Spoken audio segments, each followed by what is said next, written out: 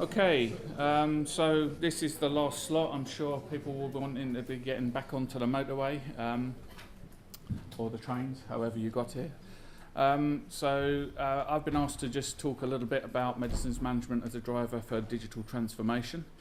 And I'm acutely conscious of the number of people that I know in the room from the pharmacy world, and I'm hopefully not preaching to the choir. This presentation was really put together for a group of CCIOs earlier this week. I'll be interested to see if I get the same reactions at certain points of the presentation.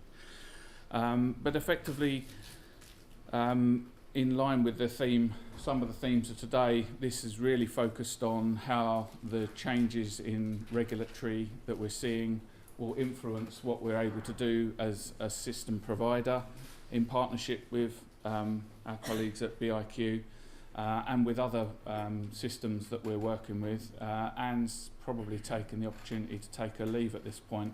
But I would like to thank Ansley publicly for helping JAC navigate the big EPR vendors.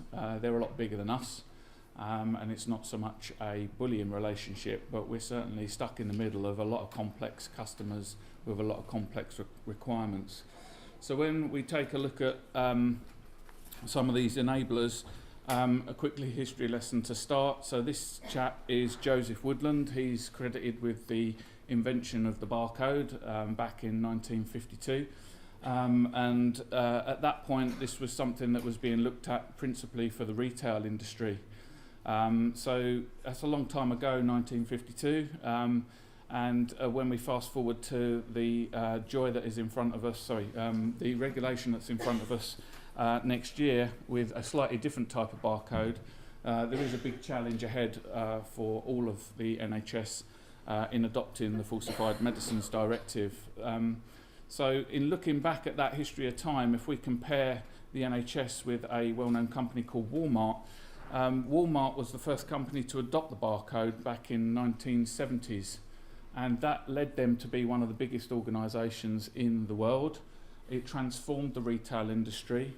It effectively changed the balance of power in the retail industry due to what the barcode enabled them to do in terms of their own internal communication, communication with their partners, and crucially, communication with their customers. So this ultimately led to large databases. It allowed you to have a loyalty card for Tesco's or insert your preferred company here. And it's not that we're looking to enable our patients with a loyalty card, but you can imagine the sort of transformation that that data can give to allow the patient to have more accessible information through use of the barcode. And I've spoke to people today about what we could do digitally with more information. A lot of you in pharmacy will recognise the use of the barcode through robots in the 90s. That's really where automation started to come in, and we used the EAN to drive the robots. But actually a lot of workflow in pharmacy still is very much manual, and it's not universally the standard that we would use automation to drive all of the work that we do. When we look at NHS drug spend, some of this will be familiar to you. Lots of money going through the system, 7 billion going through secondary care. And why JAC qualified to talk about this, because approximately 4.6 billion goes through our systems every year. We've got about 65% market share. So there's a lot of money going through our systems. There's a lot of organisations looking at the money going through our systems on a regular basis. And that money's only increasing by 7% per annum, the growth area being hospital prescribing, for all the reasons that we're familiar with regarding innovation and new products that are coming across the marketplace.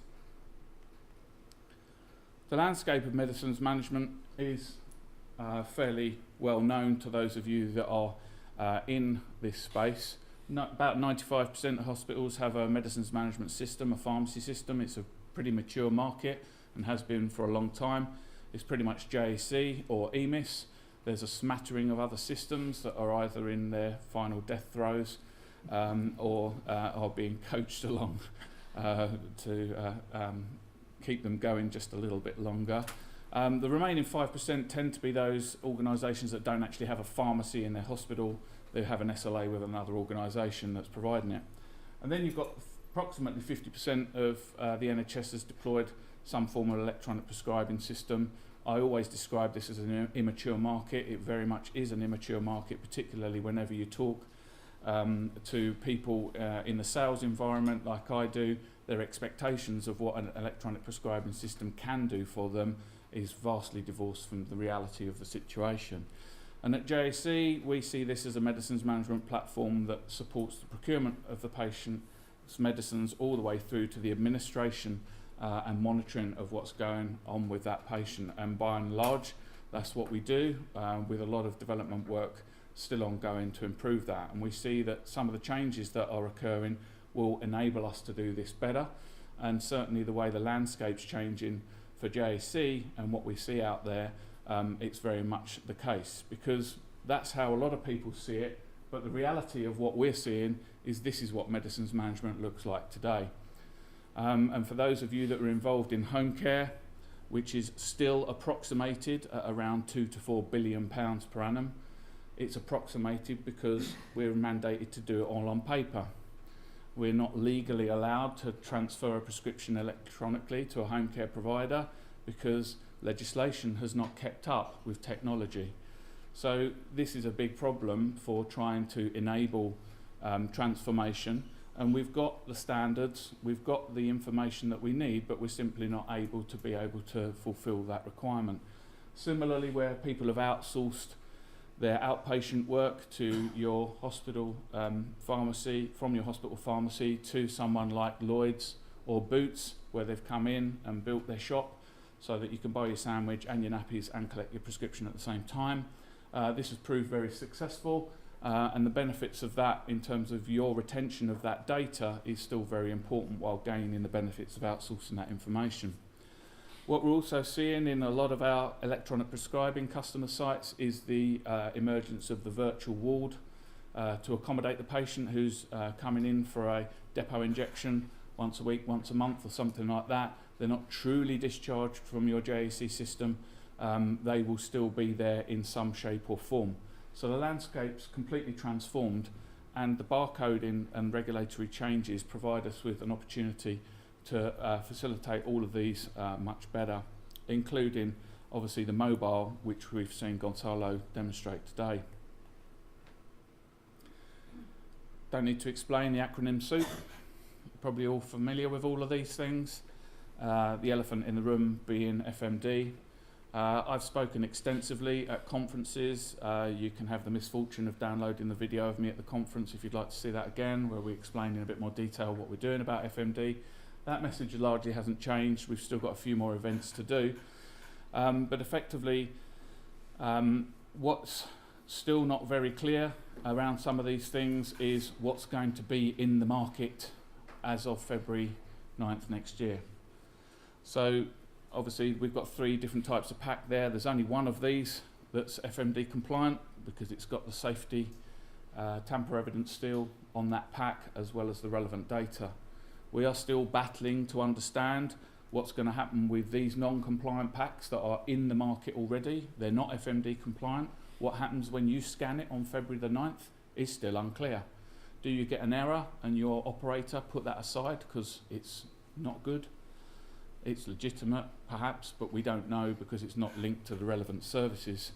And obviously this IT verification system, we're still waiting to come online. So JAC are confident that we're going to be ready. With all the systems that serve it, we're still not clear. We're still seeing some changes to the APIs that drive this service, even now, with a few weeks to go before go live. So we're building our solution. It will be going into beta in December. It will be hopefully first sites live during January, and if you're not in a position to upgrade, then at least if you can get your order for services in, we can give you a standalone solution so that you've got something that will make you legally compliant by February the 9th. When we look at electronic prescribing, some of you have seen a variation of this slide before. This is taken from one of our customers that's been doing electronic prescribing for 20 years. The opportunity for error that you get in a 500-bed organisation is thus 2.5 million prescriptions written per annum, 9 million administrations recording per annum, scale that up to your hospital versus number of beds. This is your opportunity for error within those processes. Obviously the evidence varies, but the actual errors are between the 1 to 10% area. So that's quite frightening when you think about how many errors are actually occurring and how we close some of that off. So in terms of what we've seen this afternoon and people talking, GS1 really is an enabler. We've seen a lot of success with the GS1 program for everything outside of pharmacy, but it's been largely impossible to do much within pharmacy because the barcodes are simply not on the medicines to facilitate the same level of ability to scan, track and trace, reduce errors, improve that efficiency and reduce waste. So we see closed loop, and we've been using the term for quite a long time, as covering a lot of these things. Some of them are still to do, some of them are things that are already available. But in terms of the whole admission to discharge journey, JAC see closed loop as covering the whole thing. The focus very much for today has been around the barcode administration. As Gonzalo says, we're working with 2 sites in the UK as proof of concept. We're bringing a system from Europe into the UK. There are different ways of working. There are different functional requirements, and we thank Cornwall particularly for all their efforts so far in being able to identify where some of the gaps are. We've also been touring the country, and in the pre-sales environment it's only too easy to understand where people see gaps because they're quite happy to tell you. So that's also been useful as well. But ultimately what you've seen there integrated with JAC has been done already, and it's now a matter of finessing that functionality and bringing that through such that as the user accesses the BIQ product, it will present the medicines from the JAC solution that the patient's prescribed, and on confirming that they've been recorded or not given, it will update the JAC record, and there's more functionality occurring around that particular area. And in terms of reducing waste, this is a picture I've been using for some years. I can't remember which customer sent it to me, but I asked a group of CCIOs what they see the other day, and there were an awful lot of blank faces. They could see some medicines. They weren't quite sure what those cassette box things were, but they could see a pile of stuff, and this really is the consequence of asking a patient, bring your own medicines in with you to hospital, because this is one single person's medicines.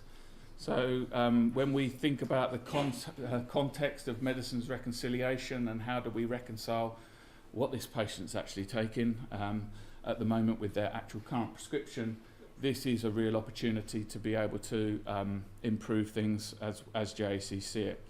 So we see dictionary of medicines and devices very much as a further key enabler. This is really a complex problem now. Some of you would have been contacted and seen information that JAC are going to be asked to validate that you're DM&D compliant. This is going to be a fun conversation. Excuse me, can I just check what work you've been doing on your JAC system, please? I can see how that's going to go. But be that as it may, DM&D compliance is not what the NHS improvement want it to be at this time. So if we can all reach a baseline where we're all DM&D compliant, then this interoperability layer can be built for inbound medicines being consumed within our systems, transcribed for the patient, and then ultimately going outbound. This is quite complex because I still think that DM&D is not fully fit for secondary care. You can see Richard nodding along there. There is talk of a generic AMP being added as a further layer into this process, and we continue to work with the DM&D group to try and ensure that not only is the standard and the construct fit for purpose, but actually all the codes for every product are available, which is still a potential barrier. So we're still working on this, but we see this as key. What I would ask of you, certainly the pharmacy people that are involved in procurement or have colleagues that are involved in procurement, I would urge you to talk to your suppliers, get them to put the DM&D coding into the matrix barcode, because I can tell you what's coming. What's coming is reporting at the actual medicinal product pack level. And if JAC cannot consume that at the point of receipt into your system, your system managers are going to have to map every single pack at every single pharmacy location that you ever keep that drug against every single supplier to provide NHS Digital and Improvement the data that they want to see coming out of your system. We want to be able to consume this through scanning and use the Falsified Medicines Directive as an opportunity and an enabler rather than see it as just this massive problem that doesn't solve anything for anyone. Okay, so that's really my appeal to you as part of this presentation. And then we can start to take this beyond the standard hospital care boundaries. So some of the work that we're doing at the moment in Dorset, Poole, Bournemouth, Dorset County are currently JAC customers. We're hoping to bring Dorset Healthcare on as an electronic prescribing customer. They currently use their pharmacy module. And they want, under the Vanguard, to transfer the patient between hospitals with their prescription going with them. Okay. Similarly, we've been working, doing some work with IMDsoft and Southampton to look at migrating patients across systems within a given hospital. This is where we go next from an interoperability perspective. It's not just bringing the data into the hospital, it's transferring the data across hospitals. And it doesn't have to be a JAC to JAC system, it could be a JAC to Cerner, Cerner to Epic, it could be anyone. But the structures and the standards are now there that will allow this to happen. We believe that we can do this in Dorset, probably more easily because it's all our own system and we don't have to liaise with anybody else right now. But certainly on the concept of closed loop supply and closed loop administration, there's opportunities there with a single data repository. There's all sorts of information. Some of you will have seen this slide before, data from the Isle of Wight. One of the benefits that JAC certainly saw from the successive rounds of funding for electronic prescribing is that you have to prove the benefits of the money that you've been given. And we've seen a load of this, and particularly around missed doses and adverse drug events, and also the alerts around decision support. We can see savings through the audit that allows us to capture. So in conclusion, we see the opportunities for the barcoding that we have is not only compliance with this regulation, but we can start to improve safety through how we can use this information. We certainly see it as an opportunity to reduce waste. We know that a lot of people are putting wall-based cabinets on the wards, but the BIQ solution also offers us a logistics platform that would allow us to have real-time stock control on a ward without you having to put any cabinetry there. So that's part of our plans for the future. So reducing waste and improving medicines used with some automation of the workflow. So the system's automatically placing orders on JAC for stock to go back to the ward will give you further operational efficiency. There is this massive amount of data that we're currently consuming, and that's only going to grow through trapping FMD data and GS1 data at the point of use within your system.